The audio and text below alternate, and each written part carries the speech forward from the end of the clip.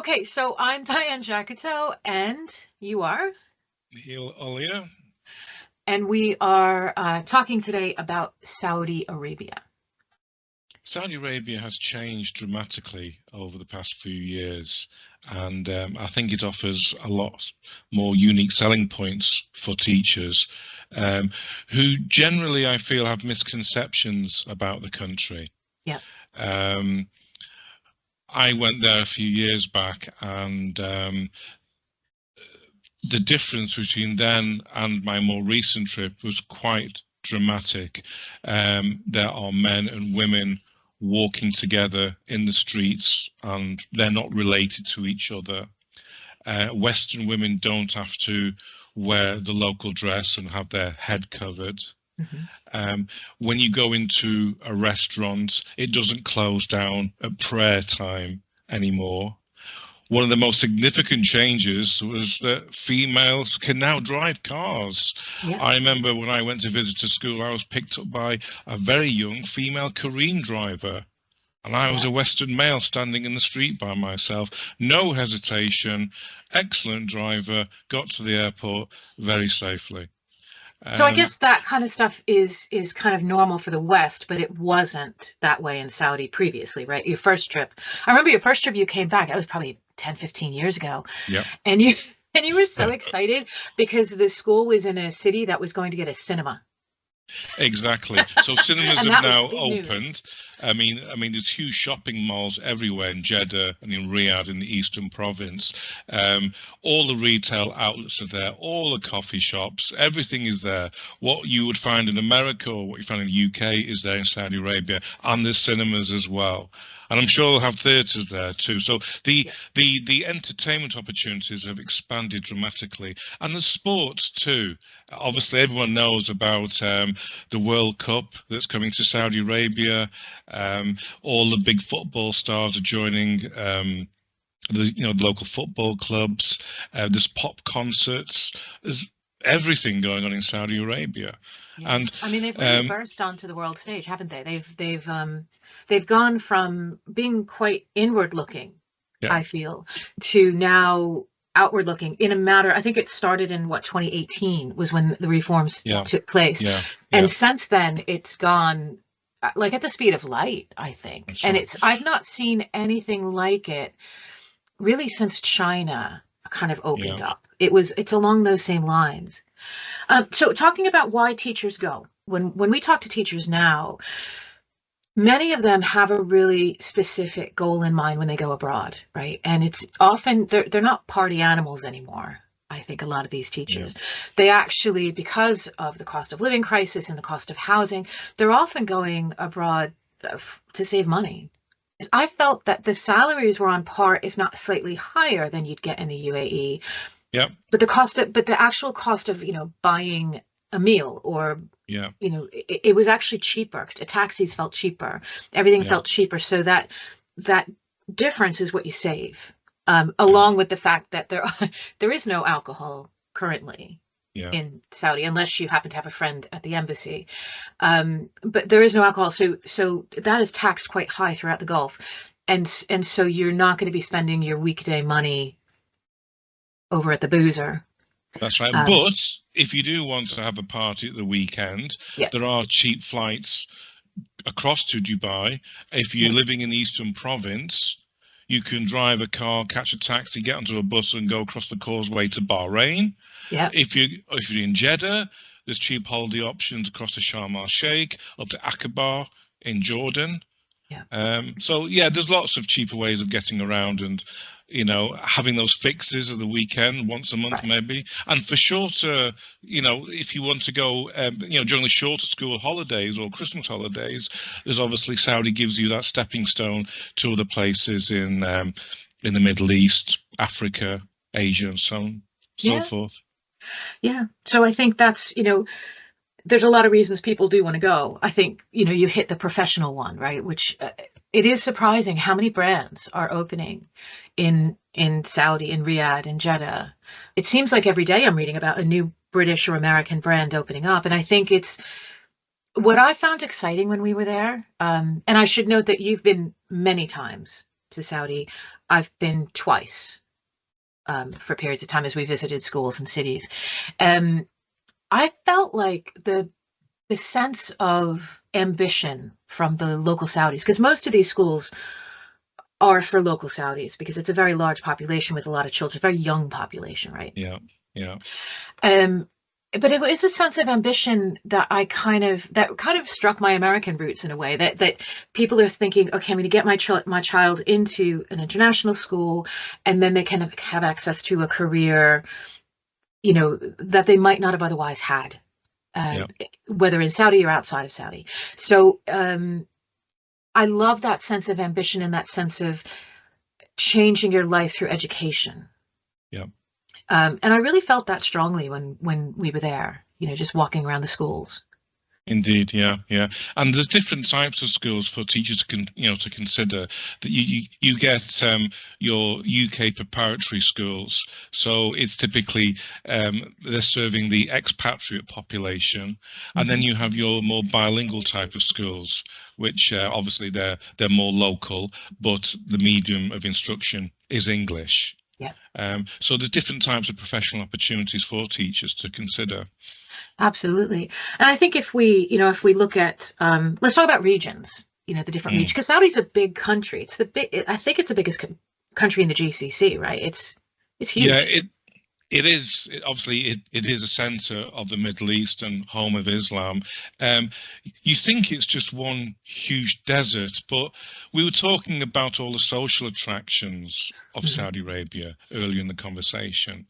But if you look closely at the country, it's quite dramatic in its outdoor perspective. It's just not that sort of Lawrence of Arabia sand dune vision.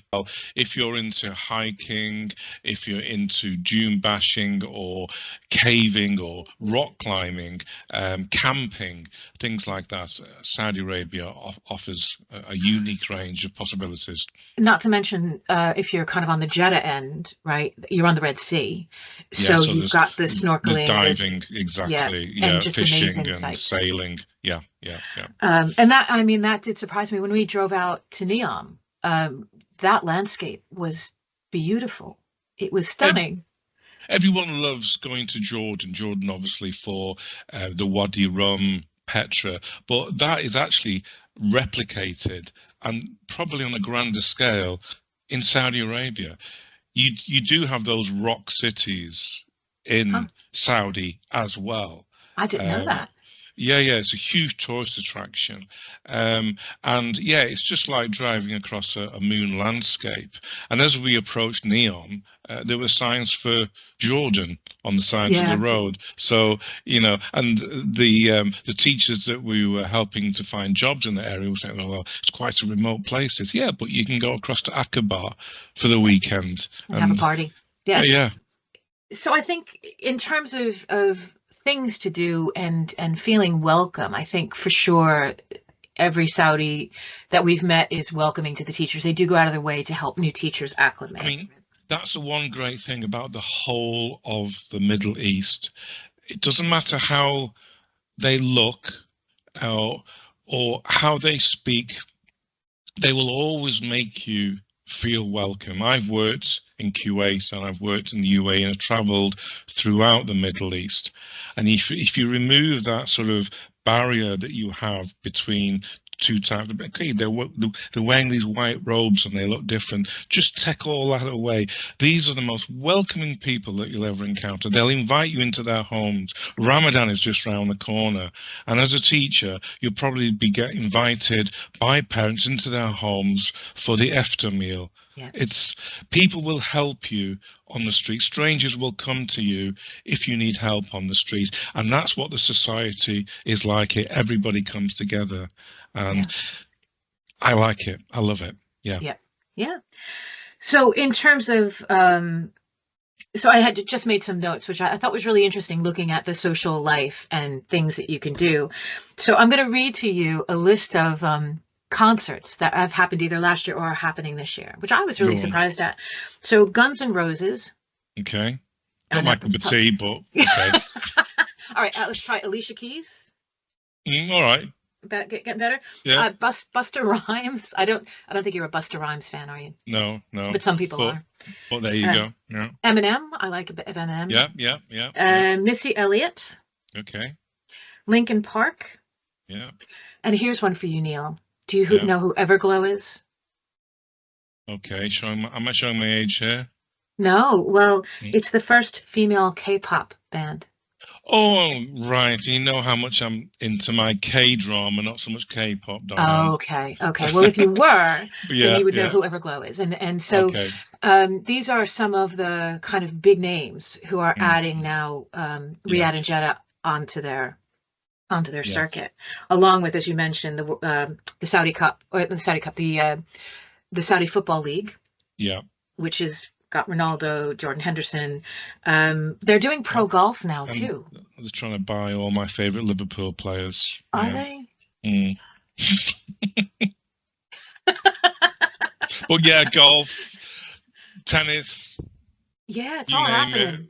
You name the sport, it'll probably be happening eventually, if not already. And do you remember we were at the school in Riyadh, and they said, you know what the best thing about it is you can actually get tickets.